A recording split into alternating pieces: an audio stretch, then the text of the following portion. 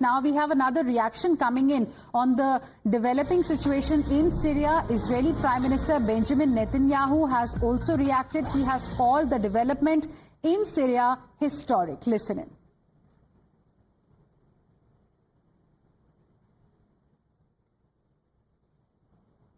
The collapse of the Assad regime, the tyranny in Damascus, offers great opportunity, but also is fraught with significant dangers.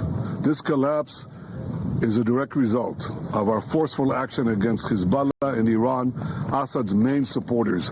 It set off a chain reaction of all those who want to free themselves from this tyranny and its oppression. But it also means we have to take action against possible threats.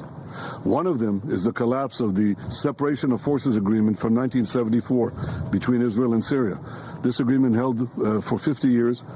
Last night it collapsed. The Syrian army abandoned its positions. We gave the Israeli army the order to take over these positions to ensure that no hostile force embeds itself right next to the border of Israel. This is a temporary defensive position until a suitable arrangement is found. Equally, we send a hand of peace to all those beyond our border in Syria, to the Jews, to the Kurds, to the Christians, and to the Muslims who want to live in peace with Israel. We're going to follow events very carefully. If we can establish neighborly relations and a peaceful relations with the new forces emerging in Syria, that's our desire.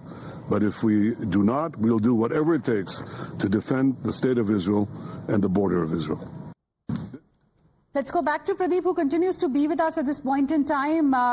Developments taking place thick and fast, Pradeep, as far as Syria is concerned, and the first reaction coming in from Israel too, calling it a historic day for the people. Can you also bring us up to speed with the latest that you've managed to gather on what's happening on the ground right now?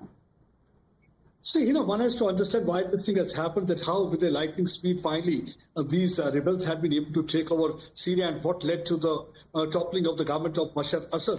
And because for the last 13 years the civil war was continuing, and rightly said Netanyahu had Hezbollah not been weakened because of the recent attack by the Israeli Defense Forces, because they were the one who had been helping Bashar Assad's government. Not only that, Iran was also helping. That's what actually the Donald Trump had also mentioned in the social media post, that now the Russians are not in a position to support Bashar Assad, and the same way the Iran is also engaged in a war with Israel. So both the countries are not in a position to support Bashar Assad, so the fall of Bashar Assad is imminent. And that is exactly what really has happened. And right now, if you look at, the celebration is already broken up. We've seen that how rebels have entered inside the presidential palace. Not only that, they have ransacked the embassy of Iran.